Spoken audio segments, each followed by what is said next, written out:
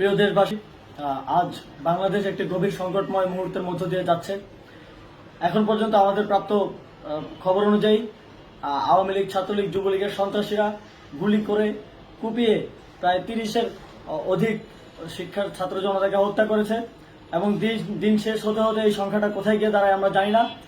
এরই প্রেক্ষিতে আমরা একটি সিদ্ধান্ত নিয়েছি। আমাদের একটি জরুরি সিদ্ধান্ত মোতাবেক আমাদের যে 6 তারিখের যে লং মার্চ টু ঢাকা কর্মসূচি ছিল সেটাকে আমরা একদিন এগিয়ে নিয়ে এসেছি।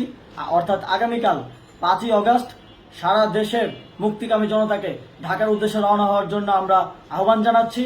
যারা পারবেন, যাদের পক্ষে সম্ভব হবে, আজ রাতেই আপনারা ঢাকার উদ্দেশ্যে রওনা হয়ে যান।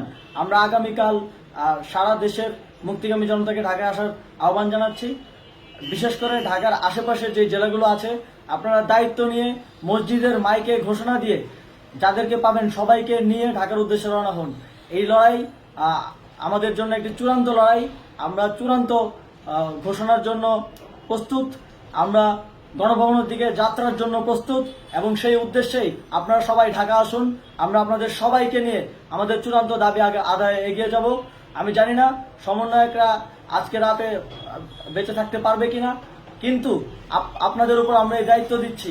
আপনারা সবাই নিজ দায়িত্বে ঢাকায় আসবেন আগামীকাল এবং পরশু পরিস্থিতি বিবেচনা করে পরশু গণভবনের দিকে 4 দিক থেকে আমরা রওনা হব। আমরা খুব আতঙ্কের সাথে লক্ষ্য করছি যে ছাত্রলীগ, যুবলীগ এবং আওয়ামী লীগের গুন্ডারা পুলিশের অস্ত্র দিয়ে পর্যন্ত সাধারণ জনগণের উপর হামলা করছে। কিন্তু একটি সুখের খবর হচ্ছে, সারা দেশের বিভিন্ন স্থানে সেনাবাহিনী ছাত্র জনতার পক্ষে দাঁড়িয়েছে। আবার কিছু কিছু জায়গায় যেমন মিরপুর ও মোহাম্মদপুরে সেনাবাহিনী ছাত্র জনতার বিপক্ষে দাঁড়িয়ে গুলি চালাচ্ছে। আমরা সেনাবাহিনীর প্রতি আহ্বান জানাতে চাই, আপনারা এদেশের নাগরিক এবং আপনারা এদেশের নিরাপত্তার দায়িত্বে আছেন, এদেশের জনগণের যানবাহনের নিরাপত্তার দায়িত্বে আছেন। আপনারা দেশের পক্ষে এবং দেশের জনগণের জন্য কাজ করবেন। কোনো খুনি সরকারের জন্য, কোনো খুনি রাজনৈতিক দলের জন্য কাজ করবেন না। এটি এদেশের জনগণ আপনাদের থেকে প্রত্যাশা করে। আমাদের এই আন্দোলনে সম্পূর্ণ সমর্থন দিয়ে হয় নিরপেক্ষ থাকুন, অথবা এই খুনি বাহিনীকে, সরকারের খুনি বাহিনীকে প্রতিহত করুন, তাদেরকে যথাযথ শাস্তির আওতায় নিয়ে আসুন। যেই কারফিউ সরকারের পক্ষ থেকে ঘোষণা করা হয়েছে, আমরা স্পষ্টভাবে বলতে চাই, সেনাবাহিনী এই ধরনের কোনো কারফিউ বাস্তবায়নের জন্য মাঠে না নামে। যদি মাঠে নামে তাহলে সেনাবাহিনী স্পষ্টভাবে অফিসিয়ালি জনতার বিরুদ্ধে দাঁড়াবে। আমরা চাই না সরকারের এই ষড়যন্ত্রে সেনাবাহিনী পা দিক। সেনাবাহিনীকে জনতার বিরুদ্ধে দাঁড়ানোর যে ষড়যন্ত্র সরকার রচনা করছে সেটিতে সেনাবাহিনী পা দিবে না, এই বিশ্বাস আমরা রাখতে চাই।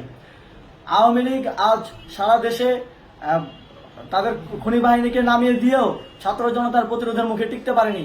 রাজপথের পরাজিত শক্তি হিসেবে তারা সেনাবাহিনী সহ অন্যান্য বাহিনীকে আমাদের বিরুদ্ধে কাজে লাগানোর চেষ্টা করছে। এই চেষ্টাকে, এই ষড়যন্ত্রকে ব্যর্থ করতে হবে এবং আগামীকাল সারা দেশে মসজিদে মসজিদে ঘোষণা দিয়ে ঢাকার উদ্দেশ্যে আপনারা রওনা হন। প্রত্যেকটি পরিবার থেকে অন্ততপক্ষে একজনকে ঢাকার উদ্দেশ্যে রওনা করে দিন, এই ইতিহাসের সাক্ষী হতে, একটি নতুন বাংলাদেশের অভ্যুদয় ঘটানোর একজন কর্মী হতে। ধন্যবাদ সকলকে।